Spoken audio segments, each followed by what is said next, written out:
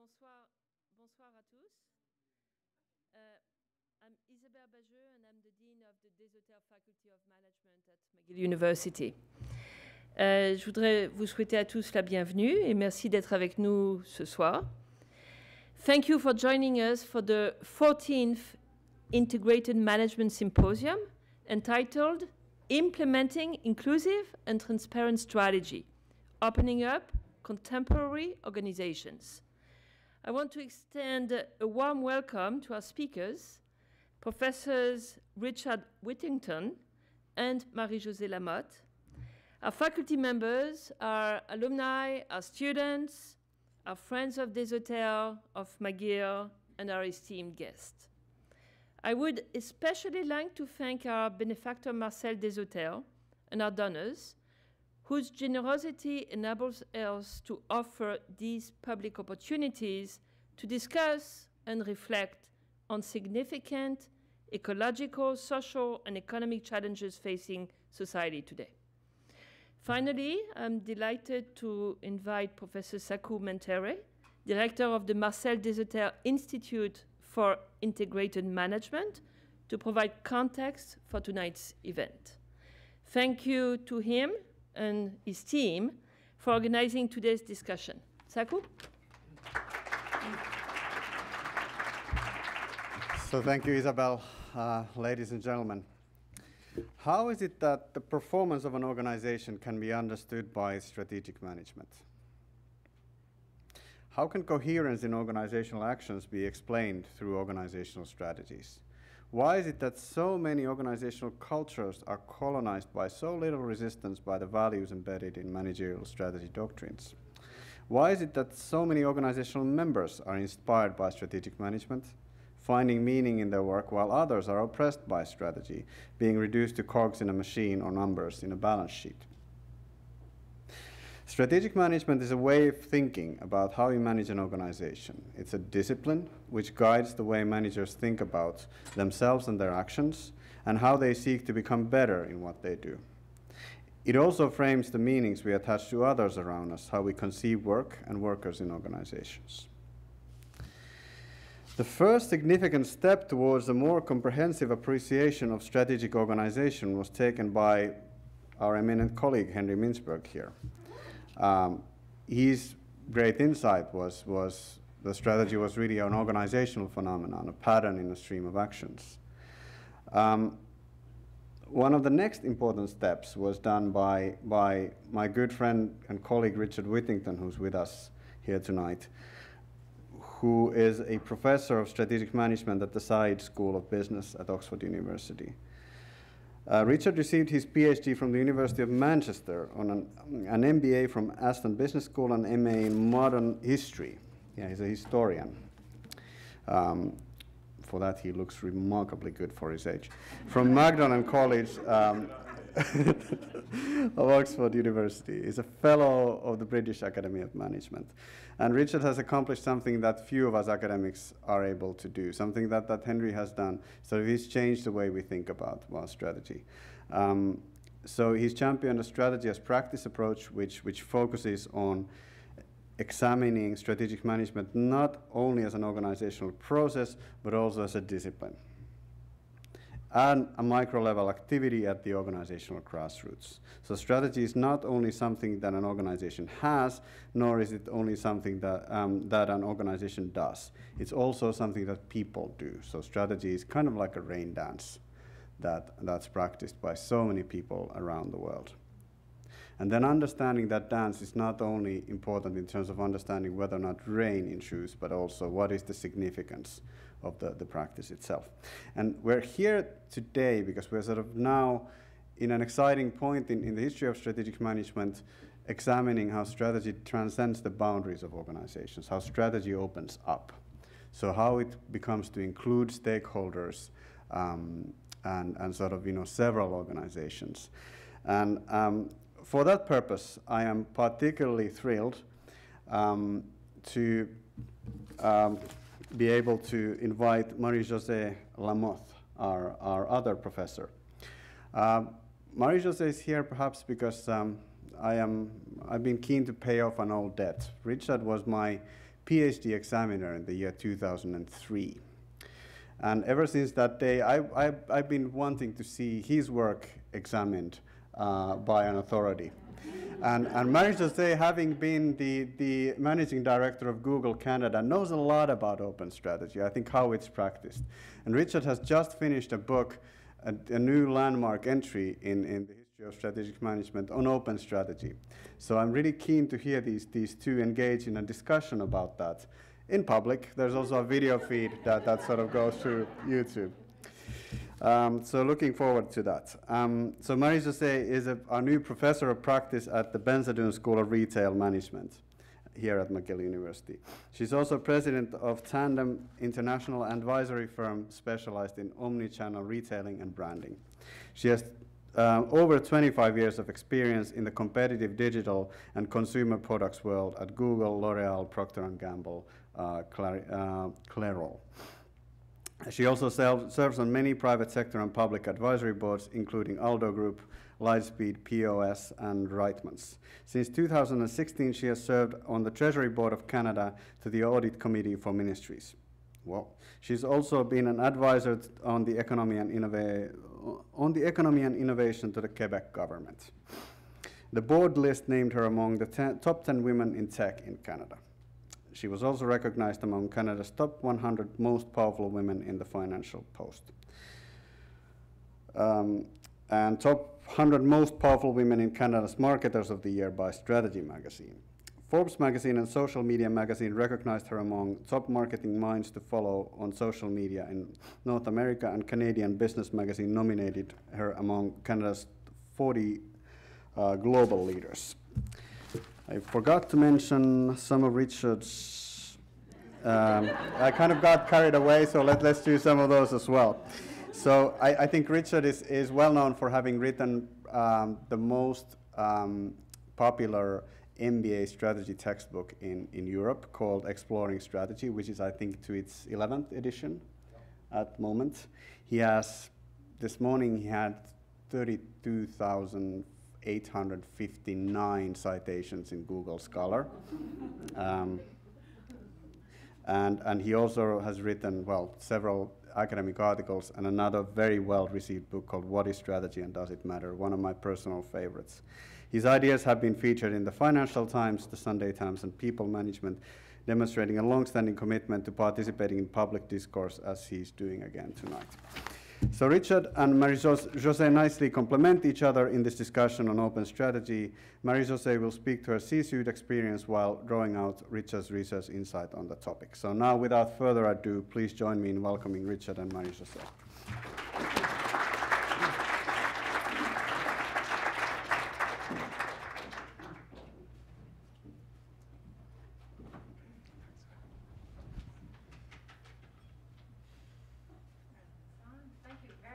Saku, nice intro. I like that intro.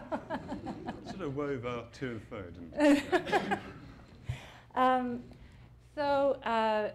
There's something that, Saku, actually you mentioned in your intro just now that I had written down that I thought was really interesting when we talk about strategy. And I'm sort of quoting you right now. And you said, performance of an organization can be understood by its management. Some are inspired by strategy management, while others feel reduced to cogs and balance sheets. And I think that is so current and so relevant today. And then if I can think of this week alone, I was working in with two organizations in Montreal at two very major events. One was with PricewaterhouseCoopers, where it was their assembly of all their CEOs with who they work with throughout Canada, and they had a topic on them, and it was in bold innovation and strategy. And that was the key topic, was all about strategy and how do you implement it in a company, and why? Because when you think of the C-levels that are today in developing and thinking through the strategy of an organization, their challenge is how do I implement that strategy, and how do I remain relevant to the millennials that work for me? Because if I have a good strategy, I'll bring meaning, and I'll give a meaning to the work that those millennials were. And if I don't, they won't stay with me. And the relevance of strategy was the #1 topic at the event. And then yesterday, I did a second event with Réseau Capital. And Réseau Capital is the association of in Quebec, of all the private equities that invest in startups and scale-ups. So leaving the corporate world and thinking startups and scale-ups. And what was their key topic? Strategy. And the strategy, and how, again, is the same thing, is if I'm a private equity, and I know, Richard, you're going to talk about that because you have a really interesting perspective on that, is strategy is the reason I'm willing to invest in a startup or a scale-up. But as a startup or a scale-up, strategy is also why I choose a private equity versus another. So my point is this topic we're going to talk about, very current, very relevant. And what I really like and what we're going to talk about very much, that I very much appreciate, because I got a cheap copy of Richard's book and had an opportunity of reading it ahead of time. And what I found most fascinating is Richard brings a new perspective that I never had in a private sector. He's looked at strategy as a practice.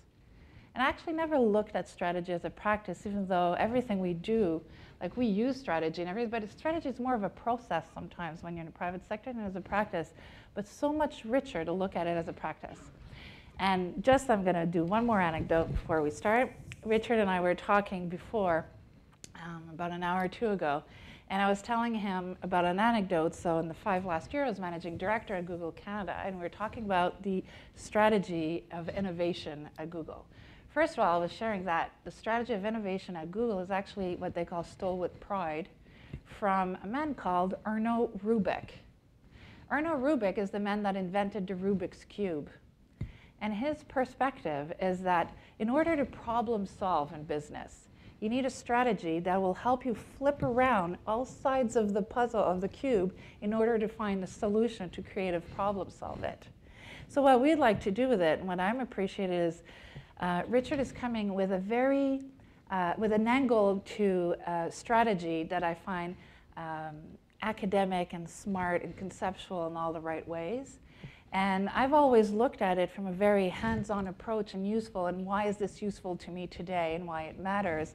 And hopefully what we'll be able to bring to you today is the perspective of both sides, so that we'll at least have 2 sides of the puzzle as we're trying to solve this Rubik's Cube today. That works? Thank you very much. That's well good. So also I'd like to I was mentioning to Richard that 80% of the people in this room today are actually not academics. So they're really here to hear your perspective so that they can enrich their perspective. And I think that's really interesting as well. So Richard, why strategy? Why are you dedicating so much of your research, your time, your career to it? And mostly, why is it so important looking forward? So why strategy? Strategy is about the direction of organizations. We work in organizations. We consume organizations' products all the time. And these organizations, I could mention Google, sure, or Facebook, or such other organizations, are enormously influential on our everyday lives.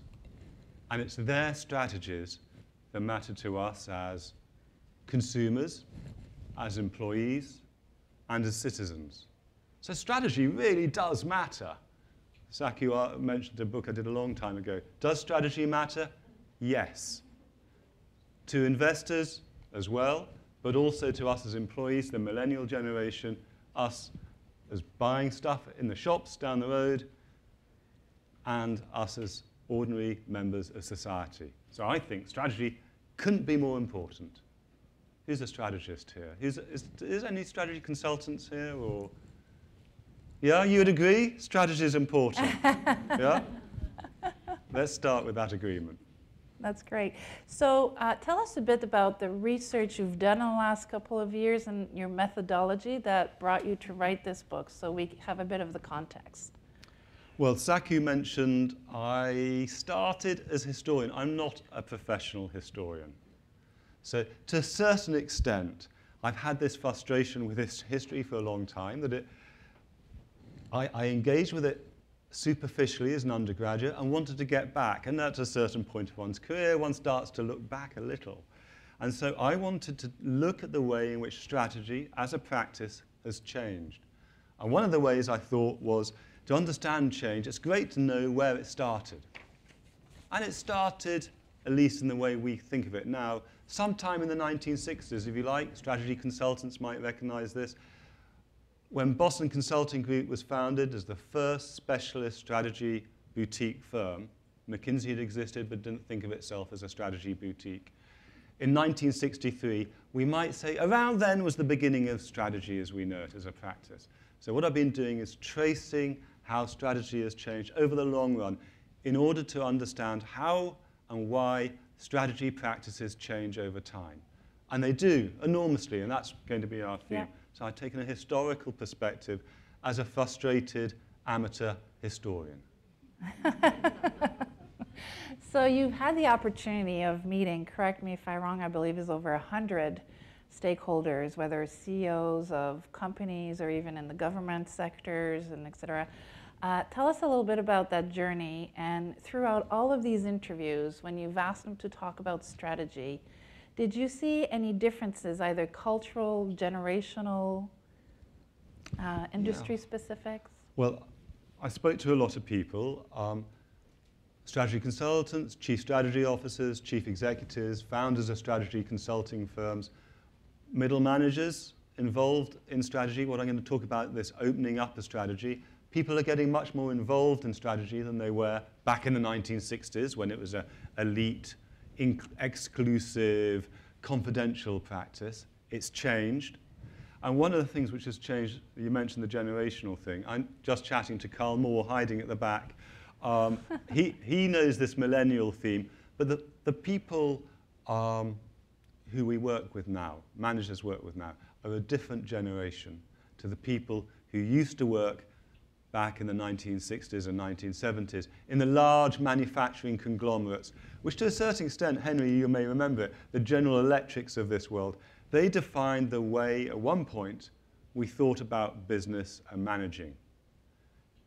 There are large workforces stuck on the shop floor of big factories, remote from head office, detached, deliberately detached from head office, often without the opportunity of a lot of education. They were not included. They're not expected to be included. They had low expectations of inclusion. That, for the millennial generation, doesn't work anymore. It's not just a matter of not working, but to ignore them is a foolish waste of resource because they know what they're doing. They know better what they're doing often than the chief executive, the chief strategy officer, and the people at the top. So you mentioned change, and that is part of my theme as a historian, is understanding change. That's been one of the big cultural changes over the last 70 years, clearly. That's really interesting. So I'd love to get your perspective, and I'm going to talk to you about how I've lived strategic, and I'm going to use the word planning purposely because I know you're going to correct me in a while, but just let me, but that's all good, fair games. So when I think of strategic planning or strategic management or thinking, however we want to look at it, when I was at Procter & Gamble, I would argue that it was more process-driven of an approach. And I would say the three examples I'm going to give are equally as interesting to me, but very different. I'd love to get your perspective on what that's going to look like moving forward. Procter & Gamble was very process-driven. We had an innovative strategy to follow. We needed to check the plan, and when we product developed things, it needed to follow a certain innovation strategy process. And then that would be supported or not by our management, top down, et cetera. From there, I moved on to L'Oréal, and that was in New York, whether that's relevant or not. No, but okay, I'm fascinated by that because when I moved to Paris and I was heading product development worldwide for L'Oréal, it was all about strategic planning, but strategic planning was highly creative, right? And the concept there was, even though it was a top-down, it was a oui monsieur kind of environment, very top-down, and go back 15 years, it was all about confrontation. For the anecdote, we had it doesn't exist anymore, but at the time we had a confrontation room, which was, you've heard about that, right? It's a confrontation room, which looked like a little bit of a Greek arena, literally.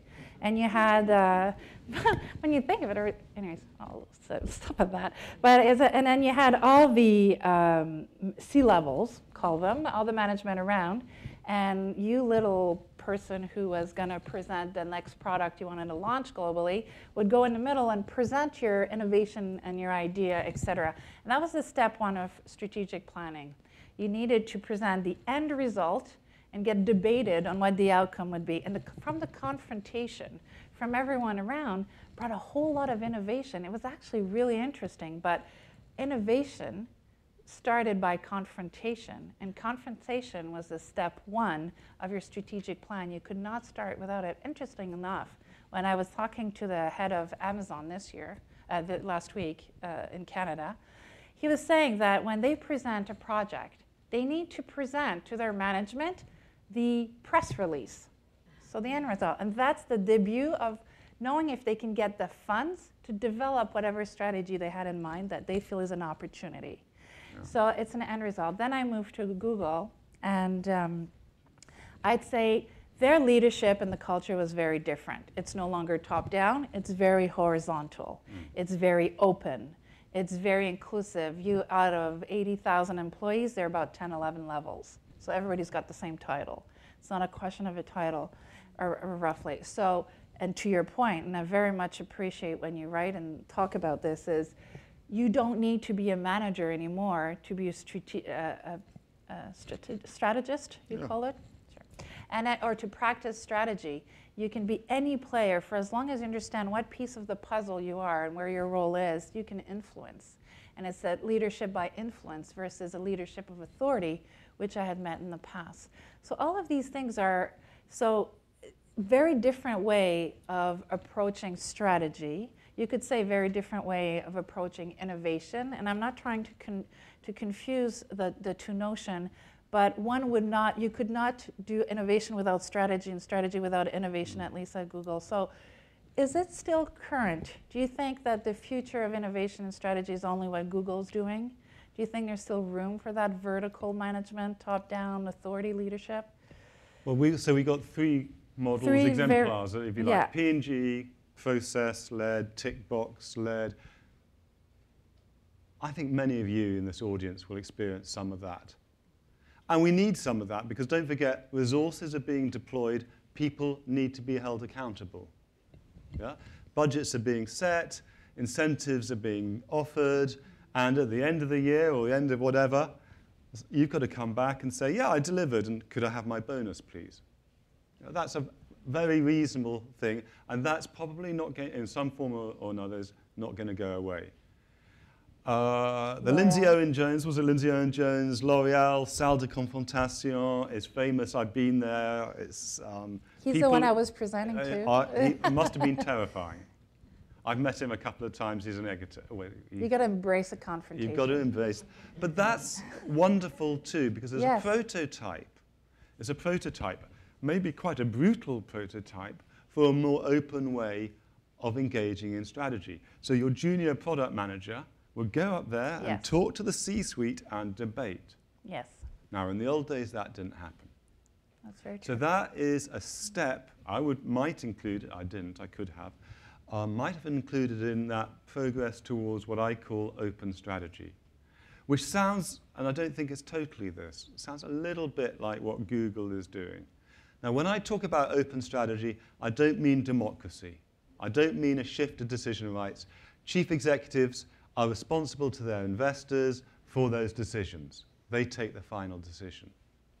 But whether through a consultative process or through a confrontational process, as perhaps at L'Oreal, there might be debate. Yeah? And ultimately then, the people, the millennials or the experts, the product managers, the people who are going to bet their own personal careers on these particular propositions, issues they're putting forward, that they're going to be debating it and bring their knowledge to the party. And that's a step towards openness. The way I think of it is that strategic planning I'm not sure that Henry, who's taking notes here, will agree with this. But I don't believe that strategic planning is dead. I don't believe that some of the things around choice, control, and competition that strategic planning emphasized and introduced to the world in the 1960s and the 1970s via BCG and other similar consulting firms, that's not going to go away. What's happening is open strategy is being layered on top. I've got a little diagram with You want me to go that? Yeah. There you go. That this one. Oh, and also, by the way, there's a puff for the book there, available on Amazon and all other bookstores. So, what I've suggested there is that strategic planning is a small step in this gradual progress towards a more inclusive and transparent way of doing strategy. In the sense that even the chief executive of the 1960s began to shift strategy from their head, his head typically, and have to debate it with strategy consultants, have to debate it with divisional general managers. That was a small step. Strategic management, which tended to get people much more involved in the implementation of strategy in the 80s and the 90s, with large programs and projects of organizational change. That involved people, middle managers in particular, in implementation. Open strategy is getting closer to involvement, inclusion, and transparency in the formulation of strategy, or the formation of strategy, to use a Henry word, rather than just the implementation. And that's where the Salle de Confrontation, that's where the L'Oréal, that's where the Google processes are becoming closer to this open strategy.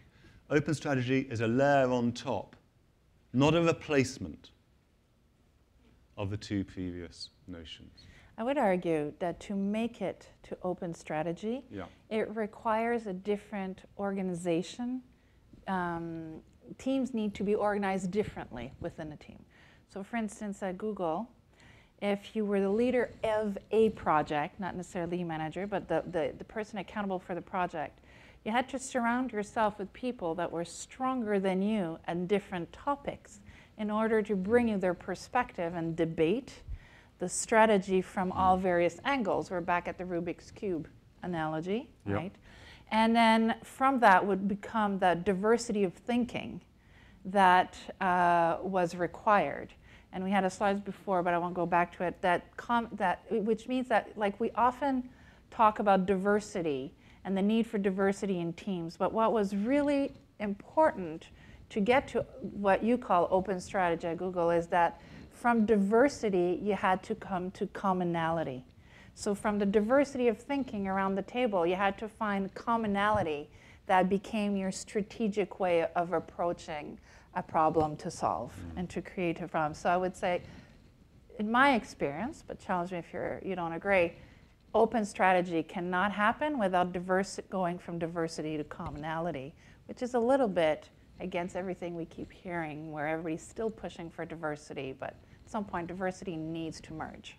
So I think there are two interesting issues there. So commonality implies some sort of consensus, final consensus after that debate, after the confrontation, if you like, a la L'Oréal, because ultimately you're trying to carry people with you. Yeah? And that's a great deal of the point of open strategy. One of the benefits of open strategy has both more motivated and more informed teams.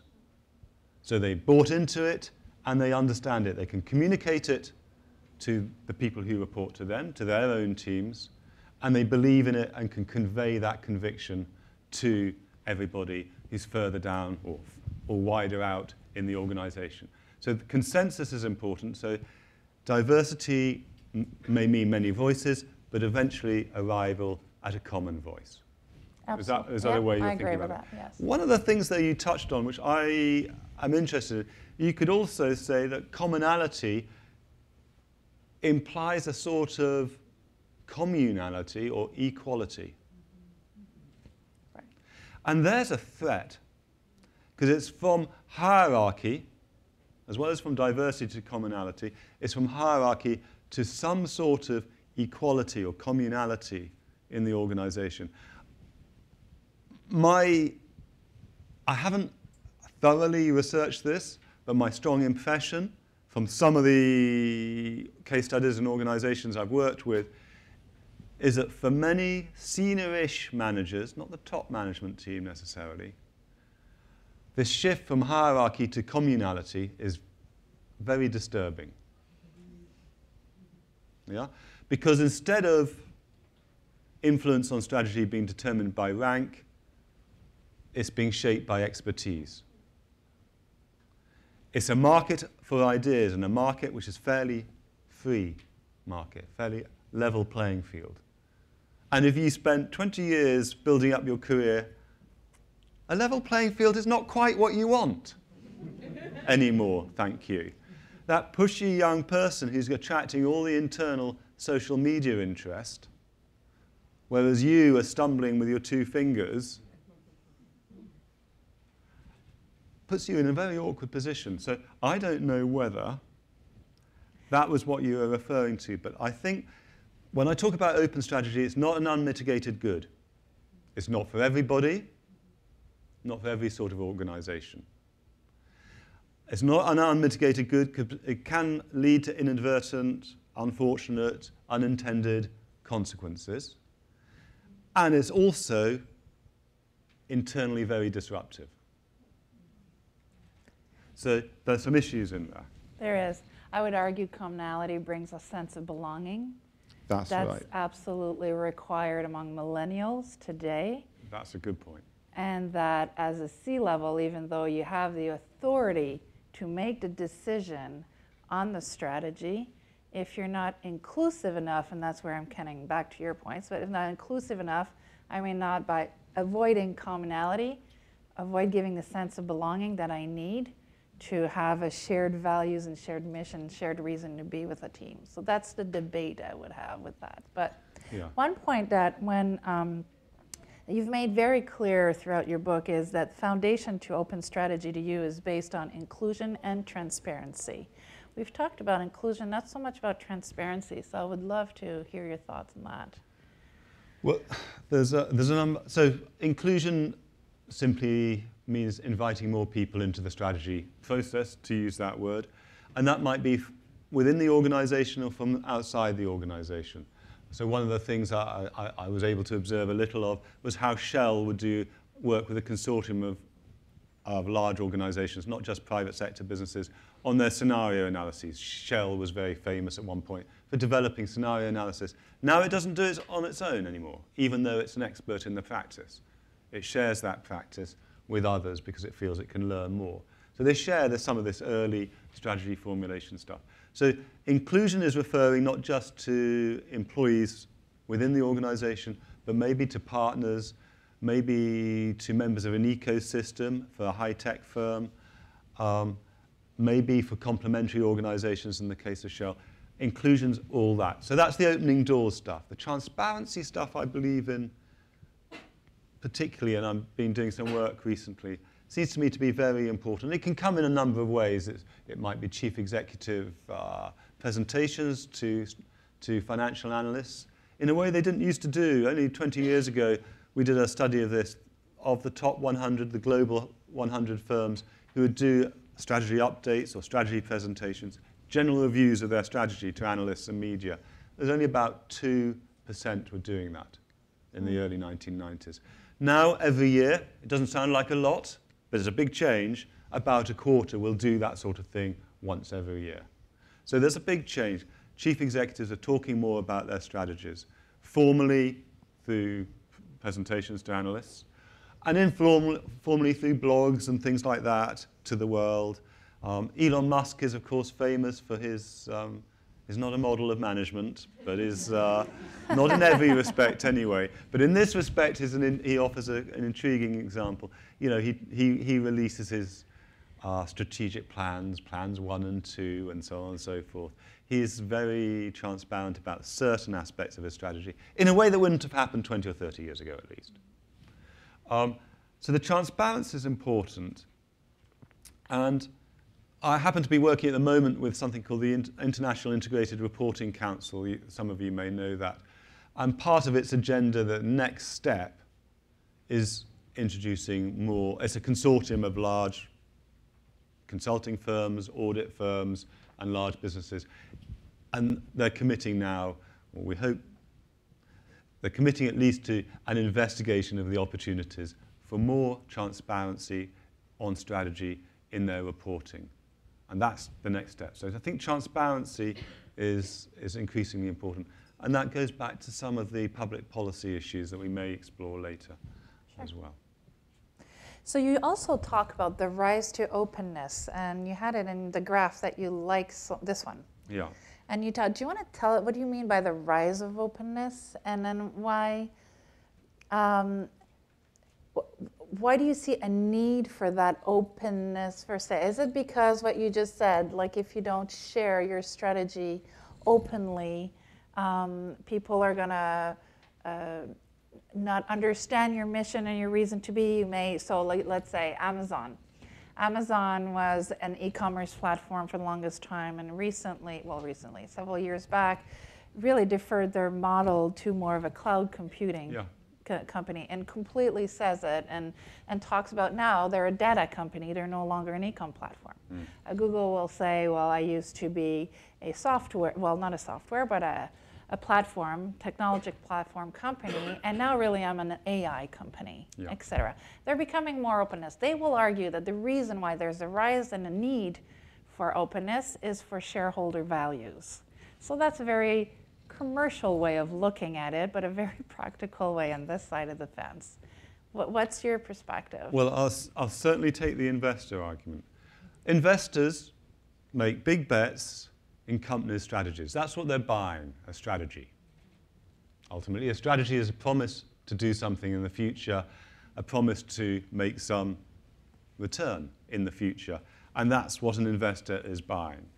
Now, an investor faces uncertainty. Does this strategy make sense? What is the strategy? So the more a business can be open about its strategy, the less investors are uncertain. And the more willing they're going to be to make a punt on that company's stock.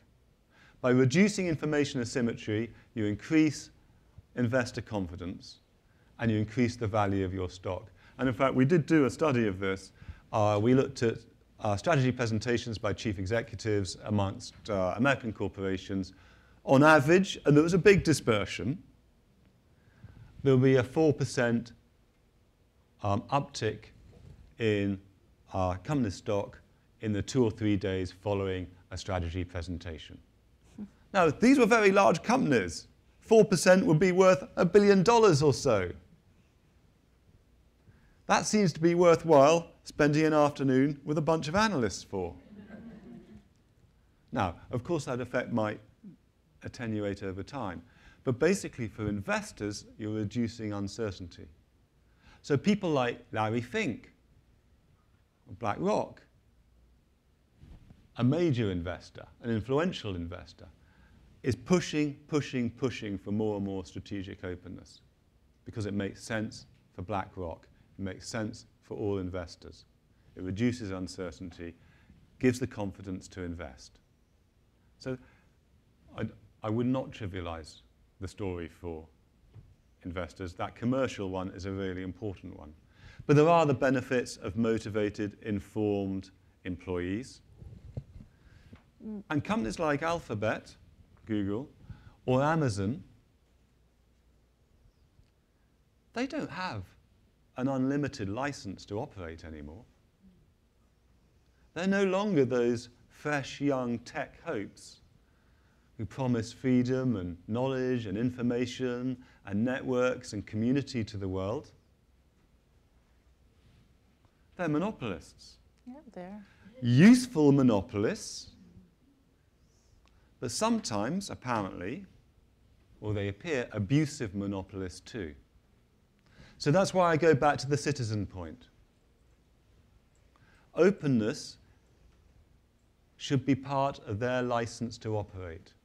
You're going to be a monopoly, you're going to be a useful monopoly, but we have to understand what you're doing and why, so that we can hold you to account. So open strategy is important, as I said perhaps before, for investors, for employees, for consumers, but also for citizens. And you also mentioned how it's also useful in the public policy environment, and you're doing some work there. Do you want to perhaps share about that? That goes to the integrated reporting council work I've been doing. So it seems to me odd. We audit finances inadequately, of course, but we don't audit strategies.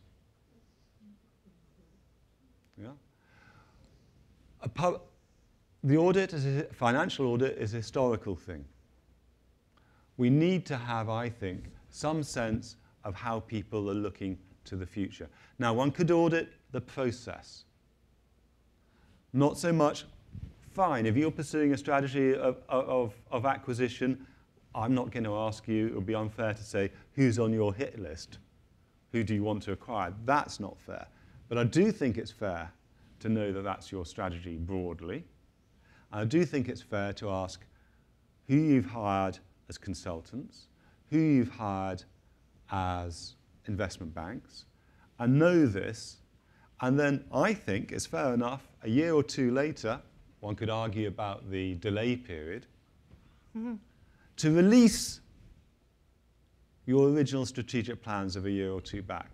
So investors can determine for themselves whether the process was appropriate and whether you did genuinely try to deliver on the strategies that you are committing to do. So in terms of public policy, I think we need to, given that we do live in a world of large but very useful monopolies, I think part of their license to operate should be, indeed all companies beyond a certain size, companies, is they should be a little bit more open about their strategy processes. We should audit those as well as their finances. I actually very, very much agree with that perspective, but building on that, I would say strategy is not, open strategy is not only relevant to big, large corporation monopolies, sure it is, for all the reasons you've mentioned. In particular, yeah. And for all the right reasons and the reasons you've mentioned. Certainly for large corporations, and we've said it's important to engage their employees, give them a reason to be, it's important to shareholders.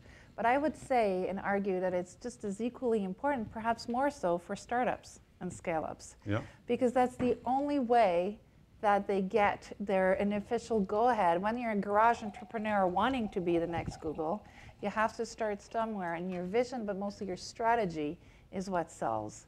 And when you want to go IPO. When I work with company startups right now, they want to go IPO, and they want to go on the stock exchange in Toronto here, or elsewhere. The manifest, which is the document you have to write in order to deposit to be able to go IPO. So the manifest is essentially 100-page of your strategy to try to convince all the banks and the investors, et cetera, that you're the next big unicorn, that they should be invested so that this garage entrepreneur becomes the next Google, right? Yeah. So I wanted just to highlight the fact that not only do I agree with what you're saying at the monopoly level or at the corporate level, but it's just as equal. You can't run away from strategy because it's that much more important even though you're a garage entrepreneur. So your points I find, and come back to the very beginning, I think it's extremely relevant and probably more so moving forward. You talk in your book about the 3 C's and how they're very important in order to implement effectively open strategies. Do you want to talk about those 3 C's? Okay, I like alliteration, I'm afraid. So I said earlier that I don't think open strategy is for every business, and I definitely don't think it's easy. It has to have its limits. You can't be open about your acquisition targets. You can't be necessarily open about details of your product development strategy. But you can share more than people do. Okay? For the sorts of reasons that we suggested, there are real benefits to be had from doing that. But it's difficult. One of the things I am concerned with is for strategy consultants and for chief strategy officers is how open strategy, in a way, challenges their expertise, their professional basis for being. Because Strategy consultants are really good at analysis. And they love to go away in a team of 6 and work very hard, and then maybe they'll communicate it all and so on and so forth. But what they're less good at, and the good reasons why the business model of a consulting firm doesn't lend itself to this, is open strategy, which is highly labor intensive. It doesn't rely upon a bunch of junior consultants who are relatively cheap. It requires very strong leadership, personality on the part of the consultants, very self-confident consultants who are expensive, who can't leverage all those young analysts anymore. So, and the chief strategy officer, they're often too much in hock to the chief executive, too much in their pocket. It's quite difficult for them to get out and work with people on the ground. So I'm suggesting that open strategy is quite challenging, not just for senior middle managers, where there's a sort of democracy of expertise. No longer can you rely on hierarchy and rank. But it's also very challenging for strategy consultants, chief strategy officers, strategy departments, and things like that. And I suggest there are 3 things they should be concentrating on. They do them already. But they're going to have to find ways of getting more involved in the coaching of junior level or people traditionally excluded from strategy in real strategy skills. They can't leave it to the organization development people, the HR people, those sorts of people, because they don't know strategy. So don't delegate to those people, because you've got skills as strategy professionals which need to be reinforced and transferred.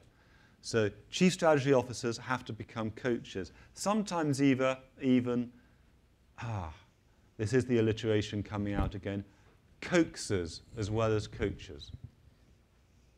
Because one of the things I see sometimes in these open strategy exercises, not everyone wants to join in.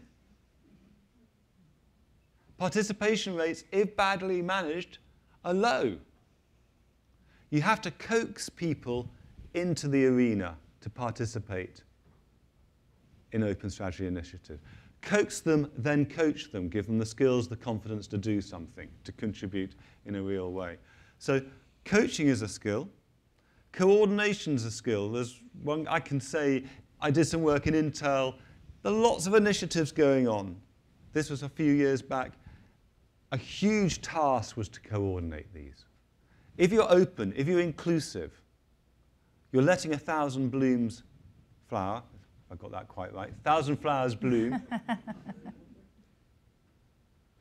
But they need to be a commonality, a harmonious cultivation, not a wild jungle. That goes back to strategic planning, still has its role as a control function. So coordination and control are still important, even in open strategy. And then communication, there's a communications person in the room, but again, you do not want to trust, and there's one large bank I observed where they said, oh, this open strategy, this inclusion, this transparency, that's all about comms. No, it's about strategy. They handed over to the comms people to do the open strategy exercise. It worked quite well, but the strategy people had let the strategy go. And so if strategy people, with their skills, with their experience, with their analytical abilities, let these things slip, the strategy would be diluted, it would be less effective. So in other words, on top of the traditional analytical skills, on top of the strategic planning skills, strategy consultants have to do coaching, coaxing, coordination, control, and communication. And it's a whole new skill set to add on to what they already have, not to dispose of what they have, but to supplement what they have. Does that make sense? Makes sense. There's something I personally struggle quite a bit with, is if open strategy is so core to an organization, to its vision, to where it's going to head, how can you hire out help to build the core of what you are and who you are? Some open strategy initiatives are deliberately designed so we don't have to use McKinsey, BCG, or Bain again. It's, in fact, in this particular bank, that was the deliberate objective. What they did, and this is why it's challenging for open strategy, for consultants, traditional consultants, they hired just one person from New York, as it happened, with whom the chief executive had worked a lot. Chief executive had total confidence in, and together they plotted this thing together. They didn't need a whole lot of consultants. So I think that's the point about open strategy. You cannot. It's a matter of inclusion of your people, and it's not labor intensive in terms of external people. The person in this particular bank they got was a process person who knew strategy, but he also knew how to nudge an organization along in a very complex, it was a year's process.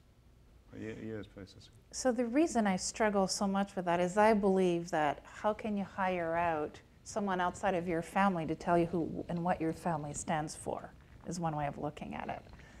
But then when I was reading Forbes' article recently, where one of the fastest service industry right now in the world is actually the consultant strategist. Yeah. Right? Yeah. But how does that work? I think, indeed, it's true. It's an amazing thing that the strategy consulting industry will not lie down and die. Isabel, but you may be pleased. It's a bit like MBAs. I mean, we've been in the business of MBAs for how long? I've been a long time. The MBA is declared dead every 5 years. Strategy consulting is declared dead every 5 years. The fastest growing service right It's now. a fantastic business. What's done under strategy consulting is different to what was done in the old days. Okay. The old model was what was called seagull consulting. I don't know. No? I don't. This is I'm the sorry. old model. Some people with longer histories than Thank you. maybe I'll pretend that's why. Seagull consulting was you hire some consultants. They fly in, they do their business, you recognize it, and fly out again. Okay? I think now consultants have a different relationship, and they're expected to do different things to that short, quick, analytical job. Of course, they do that still, but there is a different relationship, a more longer-term relationship, and you have to get it under the skin. So, but also business is very complex now, so there are some issues, regulatory issues, or some things like that, where you do need specialized consulting help, and that's important. Consultants are valuable as carriers of ideas. You know, in what the seagull drops are seeds. And the seeds grow into usually flowers, not just weeds. Yeah. Hope everybody wrote that down. So. Okay, so let me take you back to my last 5 years. Up until 6 months ago, I was managing director at Google. I would say that when I joined, so let's go back 5 years ago, the strategic planning, and I know we've moved on from strategic planning to open, but So I allege. Yeah. so I believe, I actually am Okay, fascinated by that perspective, but 5 years ago we didn't talk about open strategy, we talked about strategic planning. When we did do our strategic planning, we had a plan that was actually, the first time was 5 years out, which is kind of ridiculous. We dropped it really quickly to 3 years out, and we dropped it really, really quickly to 1 year out. And I have to say that from 1 year to 1 year, and I did it 5 times, one plan never looked like the other one.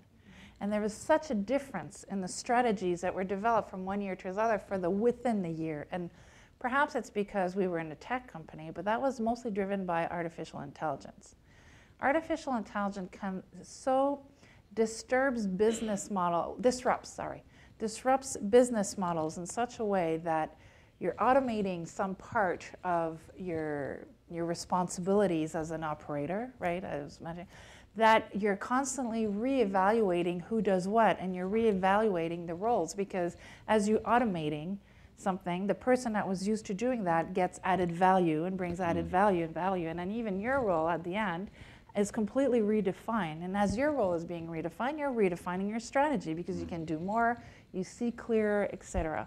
So I would argue, at least from my experience the last 5 years, technology has brought a lot of disruption to business model, which allowed a lot of disruption in the way we strategize. Would you agree with that? Yeah. So one of the arguments which is often made is strategic planning is pointless in a world where everything's going to change in a year, let alone 5. But everything will change. Yeah, everything will definitely change. But that's not to say it's pointless. I agree with that, but because it is to misunderstand what the strategic planning, if you call it that, process is doing. Saku actually mentioned, in passing, I think obliquely, there's a famous sociologist called Robert Merton who looked at the rain dances of the indigenous peoples of North America. Okay? He's taken it, and I'm not going to be able to reproduce it with the subtlety that he originally put it, so I may misrepresent it in detail. But he said, well, the indigenous peoples kind of knew that they weren't going to produce rain by dancing round, I may get the languages wrong, around the totem poles or whatever it's called, okay? They sort of knew that it wouldn't always happen within 3 hours, but they still did it. So Robert Merton asked the question, why do people carry out rain dances? And as you know, strategic planning is often dismissed as a mere rain dance. That, of course, is to completely misrepresent it, misunderstand rain dances, and misunderstand strategic planning. Because the rain dance will bring the community together once a year. Yeah? To do their family making, to do their politics, to pass on history, what's going on in adjacent territories, and so on and so forth. So the rain dance will bring a community together once a year, and in exactly the same way, strategic planning does that once a year. That annual cycle, ridiculous though it may seem, immediately superseded, as it probably is, has brought people together to talk, to form community, your word, and a mutual understanding. So strategic planning still has its point, so long as one understands the purpose of a strategic plan is not to produce a plan, but to plan together. It's the process, not the output, which matters. Just as you won't get rain, you won't get a strategy, but you will get a team. so then, should we do this once a year? Well, of course, the technologies allow us to do these things in real time in a different way. That's my point. But I was told, 80% of this audience are not going to be academics. Be careful how you don't get too theoretical. I was told that twice, I think. Why are you looking at me? But all those people who are not academics, you know, most of you live by budgets. Yes. Those aren't going to go away. So I think you're stuck with at least 3 monthly or annual budgets. And with that, we'll go some sort of annual process. As I said before, I don't think we're going to replace strategic planning or whatever we call strategic planning. What we're doing is overlaying other things on top of that skeleton. And it's very hard in many organizations to abolish that skeleton altogether. Now, your startups are I should have come back to that. Those may be an exception. So so an annual process, what you're saying, but then there could be we could review, update, optimize, perhaps as we go throughout the year, not to have such a rigid perspective on what strategy should be. But within limits, because if you set someone a budget, you can't change their targets halfway through the year too much. Yeah? You can stop spending when it's not working. Well, you can, yeah, but that's not popular. That's not popular. Yeah? See, if you do it every year, you soon lose. You're a lot never of people. popular when you do Oh, strategy. okay. You're a manager. You're never Yeah, popular yeah. because you're never making everybody happy. No, you're right. I know we only have 5 minutes left, so before we ask the audience for questions, etc. If you have to leave us with 2, 3 main key takeaways you want to make sure we remember after this whole conversation, what would those be? Okay, to reinforce a point I made just a moment ago, open strategy is not the solution to everything. It's not changing everything. It's running on top of some stable, core, necessary organizational functions. Okay, so it's not revolutionary, it's certainly not democratic necessarily by any means, but it's a useful addition. Yeah? It won't be for every organization either, and it's not an unambiguous universal trend. No. So a lot of companies go private. In that sense, they step from the public sphere back to the private sphere. What happens in China, which will soon be the world's largest capitalist economy, is going to be very different to what happens in other parts of the world. So this is not a universal trend. I'm not pushing it, and I'm certainly not pushing it as a cure-all. I'm suggesting it's threatening to internal hierarchies. There will be resistance. It's not easy to do. You need to do the coaching, communication, coordination, and coaxing as well. Not everyone will want to join in. So those things are important. Those are important caveats. But finally, I'd say strategy is really important. It's important to us as citizens. It's important to us as employees. And it's important to us as investors. And for all those 3 constituencies, open strategy is something, one thing, that can be valuable, yeah? And is worthwhile examining as a potential part of the toolkit for contemporary organizations, especially to go back to where you started, contemporary organizations with many millennial employees. Okay, so that's where that's the sort of thing I would finish off with. Richard, I had the opportunity of talking to you a few times over the phone. Every conversation has been absolutely fascinating. I want to thank you because I know we need to move on to questions, etc. I want to thank you for being so kind and generous with your perspective. I know I've learned a lot, and I'm not looking at strategy the same way. I'm going to come back to my Rubik's Cube strategy. And next time I hit a wall, I'm not going to know who to call to have a different perspective on strategy. Who should I invite up? Now, be yourself, because I think. Should I? Okay, so Saku.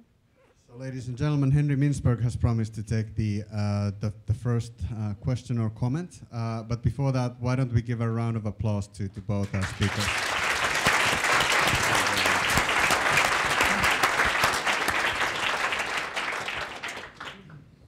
Okay, unaccustomed as I am. Richard, do we need to know strategy to make strategy? In other words, I did my first article on strategy in 1968, so I've been around a long time, and the word strategy was in the title, but I kind of wonder about the word. And what I'm saying is, if we look at the great strategists, did they necessarily even use the word strategy, or did they just get on with it? Because it seems to me when you talk about the skills of strategists, the skills of strategy, I was hearing 2 things. One is letting 1,000 flowers bloom, which is organizational. It's creating an organization that brings up all kinds of ideas. And then the other is somehow what you're calling coordination, or synthesizing them, or going through them and kind of sorting them out and getting them into some kind of central vision. So I'm kind of wondering if we really need the word strategy to do that. And I want to thank you for supporting this argument, because you just said that strategic planning involves neither strategy nor planning. And I I can go with that label that way, even though I did a book called The Rise and Fall of Strategic Planning. So yeah, thanks, Henry. I think we do need the word strategy because it's common parlance. And in a sense, we need words to make things explicit. If things are nameless, we can't talk about them. And we should be talking about strategy. Although it's understood in many ways, it does provide an umbrella concept. That's the sort of word you would use, Henry. An umbrella concept which can bind people together in a conversation and determine common direction, to use your phrase. So the word strategy is a valuable mobilizing device. Now, I don't think we should make a religion or a fetish of strategy, but given it's part of a common parlance, let's use it to help make things explicit in order to articulate our ideas about the future. If we can't articulate those ideas, we can't involve people and we can't hold people accountable. Henry, you probably want to come back on that. Just one very quick comment. If when you talked about strategic planning and you said, well, you don't necessarily need a plan and it doesn't necessarily have to be about strategy, then I thought, well, let's call it ABC, or call it anything we like, or call it retreat. I mean, use the word retreat, so just call it a retreat. So I agree with you about words. I'm wondering if the words do us as academics more good, and consultants who make a lot of money out of it more good. I'm not entirely sure about whether we have sort of formalized the notion of strategy, not the process, as you're pointing out, but the notion of strategy, so that you kind of lose it because you forget about the fact that it's about 1,000 flowers blooming and it's about somehow integrating those ideas. That's essentially what it's about. Yeah, I think we can agree on the definition of strategy. And why not, let's use a shorthand, call it strategy. And that's going to be fine. And something's changed in the last 50 years. So many people now, even if they don't have an MBA, have found strategy is just part of the common discourse of life. And in a sense, that's one of the things I talk about in the book. The tragedy for strategy is that strategy has become commodified. It's become debased, it's become popularized, and therefore the tragedy for strategy consultants potentially too cheap. Everybody can do it. But that's the wonderful democratizing capacity of both the MBA and the public discourse of strategy. The more we talk about strategy, the more people can feel able to contribute and participate. So strategy is a valuable mobilizing word. You know what? I will add to that there's been moments in my career where the word strategy had such a meaning of consultant coming from the outside in. But that's probably because that we could not use it, and it became creative problem solving. And how do you get together to creatively problem solve an issue? So either the reason to be, or whether it's how to do better service, increase this, whatever your reason to be as an organization is. But there were times at that point where the connotation that came with the word strategy was put on the side, and it was called about creative problem solving. And just for the anecdote, if you go to YouTube and you look Erno Rubik, to come back to the Rubik's Cube, there's you just literally search on YouTube, Google Erno Rubik, and you'll see a 2-minute video where you see Erno Rubik saying, the most important part of any organization, and thinking strategy, but never says the word, is problem solving. And the way to problem solving is that diversity that we talked about, but it's about never looking for an answer, but asking questions. And if everybody around the table asks a whole lot of questions, so if the objective is to get to 10, and we want to problem solve, we're all going to say, well, 5 plus 5. But if everybody around the table goes 7 plus 3 perhaps, or 300 divided by 30, or et cetera, you ask so many questions that from that stems innovative strategy, stems way of rethinking the way we go about executing. But like I said, it was very much stolen from men that also said, which I thought was very, very provocative, was knowledge can be your biggest hindrance to innovation. Because if you know something, so that in an applied environment was if you had a team and you wanted to achieve a goal of making 10, let's say. If someone said, oh, I've already done it, let me do it, that's the one person you'd never choose. Yeah. Why? Because that one person will do it, maybe will optimize and do plus 10%.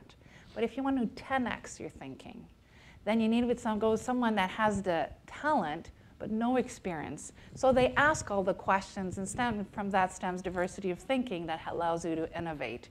So just to build on that, it's another way of approaching it, where because of the connotations from the McKinseys of this world, which I very much appreciate, they help me today in many ways, but at times you kind of need to balance out, and perhaps that's a different ways. Yeah. I would love to have any questions from the audience if there is, and I can see 2, 3 right there.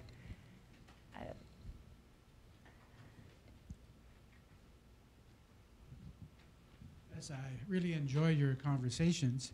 But one of the things when I was about 20, 25 years ago working in an organization, we had they brought our families in and we talked about a 5-year plan. Oh, there you go. So the family, in order to move ahead and do something, has to have this 5-year plan. And lo and behold, in the organization today, working for the government, they're asking, where's your 5-year plan? So is that a viable solution today? Because to do what we're doing today in our organization, we get government funding for different projects. And they say, well, you got to give us your 5-year plan to make sure that you'll be able to achieve what you're doing. So the question, is the 5-year plan still something viable? Because neither of you mentioned that. Well, on the 5-year plan, I don't think the precise number of years is what matters, and it will vary from industry to industry what is appropriate. But I do think the question from the government, if it's an important funder or customer or whatever of that organization, is absolutely legitimate. That they should say, why should we trust you to deliver? Tell us your strategy.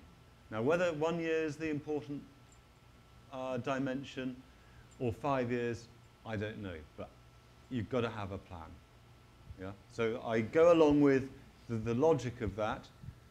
To be a legitimate organization, you need to, I think, broadcast your strategy. To be a legitimate contractor to government, the strategy should be understood and plausible. 3 years, 5 years, 1 year, I'm not sure. Whatever the device is, legitimize and explain.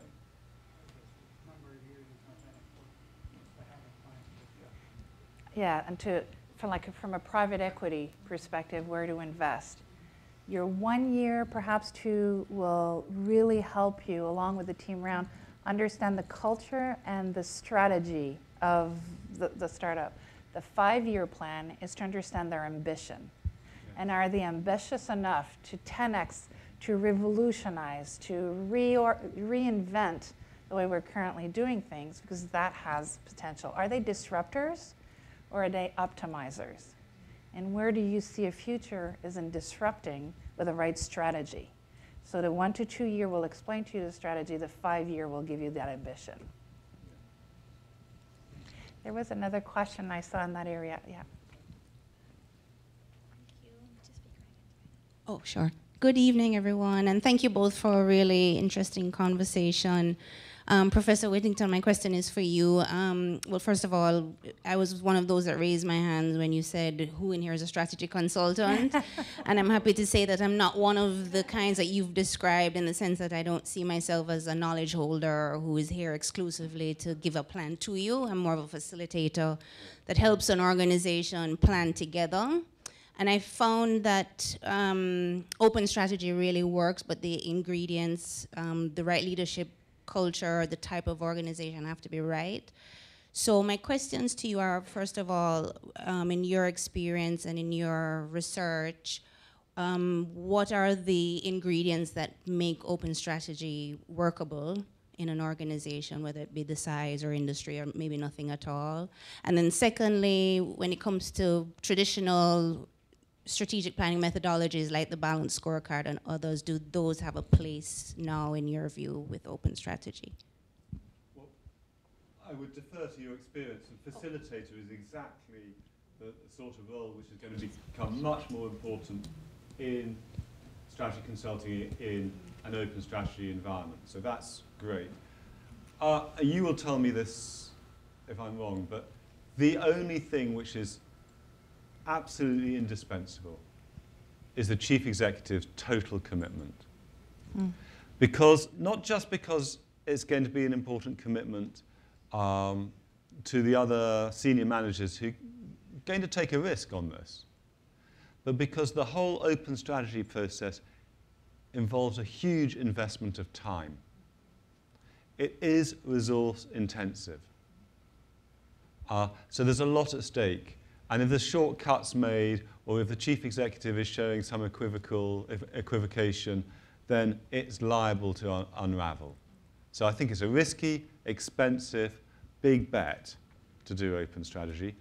One of the case studies, which is a secondary case study I draw on, is Wikimedia's, which owns Wikipedia. You'd have thought Wikipedia would be a naturally open strategy environment. They reversed that. It was too expensive, amongst other things. So chief executive commitment is the absolute thing. For all the usual reasons, plus it's expensive in open strategy. Your second question was? About whether methodologies like the balance Yeah. scorecard still have a place. Yes. The short answer is yes. This is supplemental, not superseding. You still need those techniques. And that's why strategy consultants and chief strategy officers are really still important, is they have to add to their skill set, not subtract their old skills.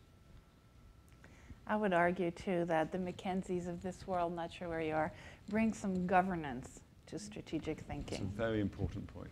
Yeah. And sometimes when you're an entrepreneur or even just a leader that do not have that skill set by training or by trade, to having governance to help you start the momentum of strategic thinking is very useful. So I'm sure you're very helpful that way with all the clients you work with.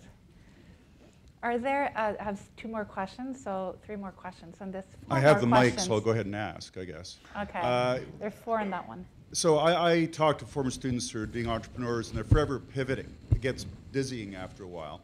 Stand up, Carl.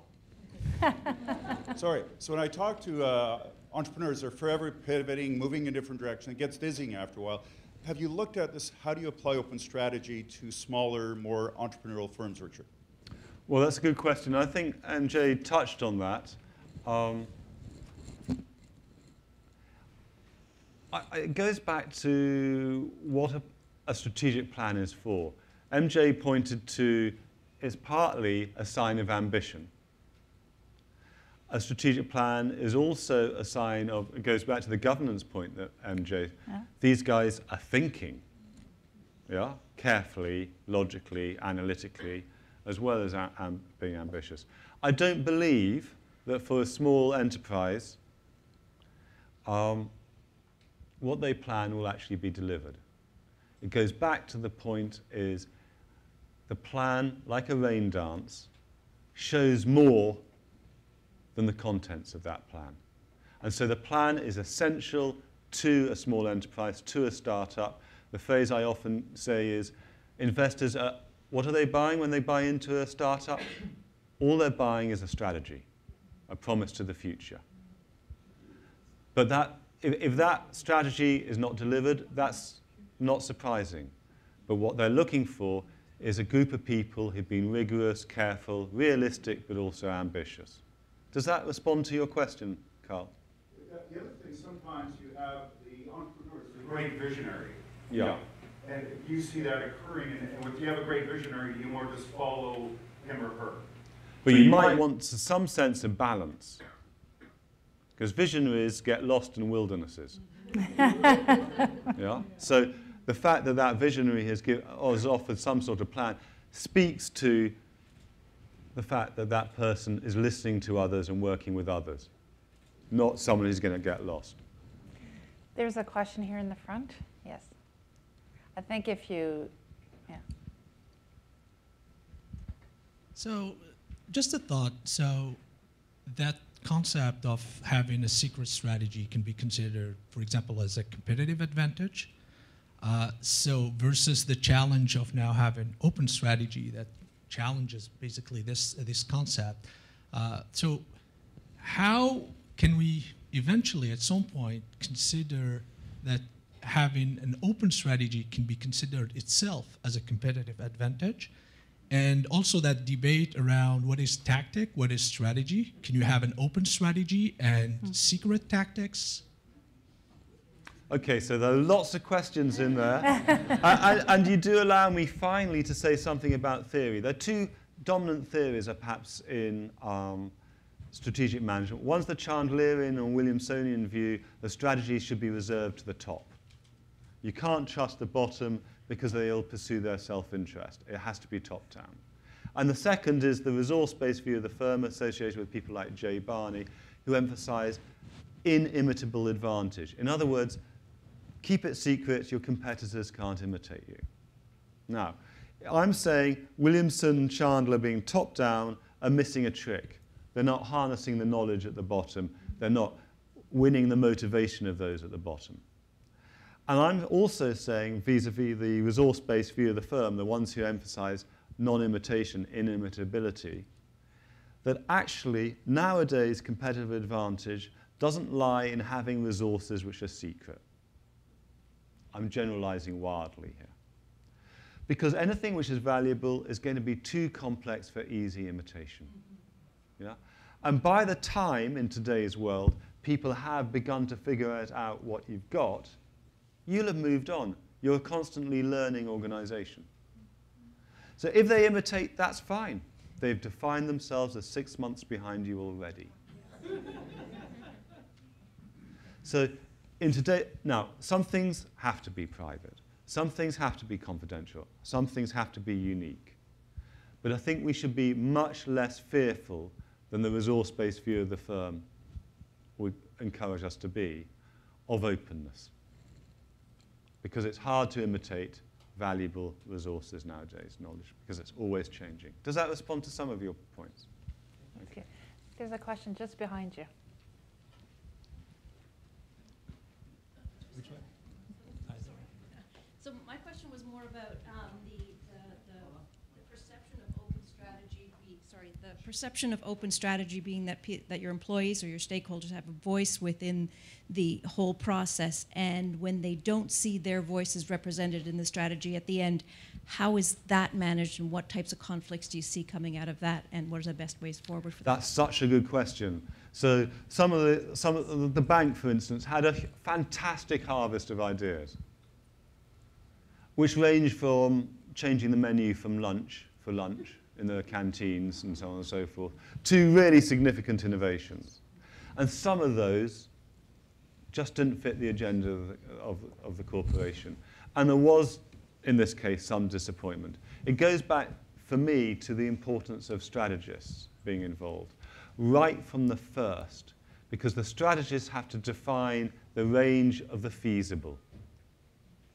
They have to outline constraints. So when I talked about the commitment earlier, open strategy is not just, oh, we're going to spend 3 days bouncing ideas around. When I talk about coaching, you've got to coach a whole organization over a long period of time to understand strategy and what is involved and what are the limitations. You've got to manage expectations right from the start. So the last thing to do is call open strategy democratic, because that is to raise expectations which are bound to be disappointed. It's openness, but not a transfer of decision rights. Yeah? Somebody will select.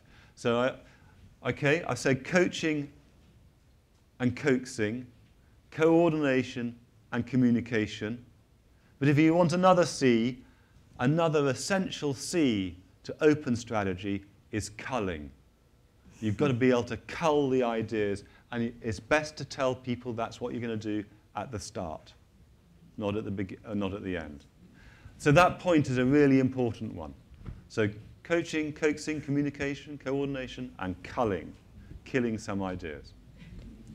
I want to build on what you just said, Richard, and I want to give you an example. So sometimes, perhaps that's where you were going at, is that the employees want to have so much of a say. So think about it. If you're about 30 years old today, you grew up in an environment where in the last 10 years, you're constantly asked for your opinions, you're rating, you're asking, you know, like you're rating whether you like them, like I like this song, I don't like, thumbs up, thumbs down, you know, click here, click there, smiley, etc. So you grow up as a behavior where it's expected of you to participate, give your opinion. So your opinion in your mind is very valued and needs to be. So when you're managing, so at Google, I was clearly the grandmother in the group, and because there was certainly a good 10 to 15 years on average difference. They grew up in an environment where they're constantly asked for their opinions, for not considering, even though I can have the ultimate say in my little environment, that not including them was dangerous for me as a manager because I did not show enough inclusiveness when it came to an employee. They came up with an idea that I thought was brilliant. It's called accountability of leadership. So if you, employee, would like to be heard, you are accountable for that. It's not my job to make you heard. You need to be accountable for that. So here's an example. There was something called the 20% project. So every, once a month, whatever, you would have, it didn't matter if it was the receptionist or the person developed coding AI, or it doesn't matter what role you held. You could regroup in the cafeteria and just have a piece of paper like this and say, I would like to change. I would like to bring this I have this idea, I have this project, I would like to reinvent. And then from that came, my family lives abroad, it actually was in Africa, I'd like to provide them with Wi-Fi. I'd like to provide this, how do I provide Wi-Fi to, and how do I help people in third countries? And from that there's a lot of friction behind that, right? There's friction of, well, if you want to build a school, you need to build a school, you need to send teachers there, you have to do it, etc.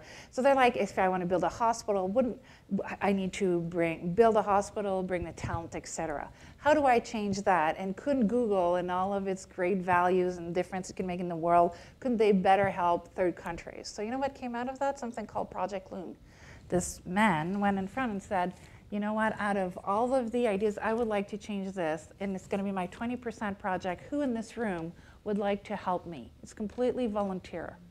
Anybody that wanted to make a difference and bring somehow, the idea was if there's Wi-Fi in regions like Alaska or in Africa, et cetera, and then someone wanted to operate in, a surgeon here in Canada could show, but over videos, how to do it, then you eliminate the friction and you can bring more good to the world that way. So by putting the onus on the employee to come up with the idea, to leverage a leadership that is called a leadership of influence or shared leadership and accountability and say, I want to do this.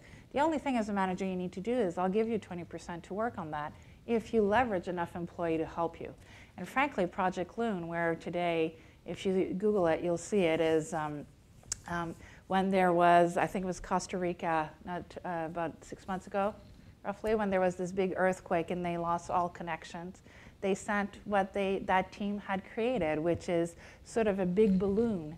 And within each big balloon, that balloon can emit Wi-Fi for 40 square kilometers, and then could provide and reconnect and give a chance to communities in dangers for a moment beating to have access to Wi-Fi, et cetera. And then a lot of programs came like that. So my point is, sometimes the way to include and to make sure that your employees are heard is to put the accountability on them to be heard by just facilitating things like the 20% project, as an example. So I keep being flagged last question, so I'm going to ask the last question in this group. A quick question. Do you see the open strategy working at a level above and beyond a corporation, let's say at a national level, a country? can we think about open strategy and not only saying that, okay, it's going to be every 4 years. If you didn't do what we were expecting, you're out of government. So how would citizens at the lower level be able to say, okay, let's build our plan for year 2030. This is what we want our country to be, thinking about the whole concept of open strategy? Well, I come from the United Kingdom, and a direct voice through referenda has proven a little bit dangerous. However, I'm not an expert in this, so my public policy angle was very much thinking about how to make organizations, big organizations, accountable to the public. But to a large extent, openness is in the air. And one of the themes of the early 21st century in government was something called open government, with a much greater access to data and much greater use of internet technologies. So in some ways, I think it's not perfect. And nor were those open government experiments in the UK and elsewhere around the world by any means perfect. In some ways, they were showing the way forward for corporations in that they were providing more data and more accountability. So I do think there are great opportunities for more open government, for more open policy making. I'm just feeling a little bit rueful as a British citizen and aware that there can be unintended consequences. And the same would be true within organizations more generally too. So thanks for opening that one up. I'm not very decisive on that, but I think it's a good agenda to pursue. So, ladies and gentlemen, if you want to join me in thanking Richard for your time and your generosity tonight.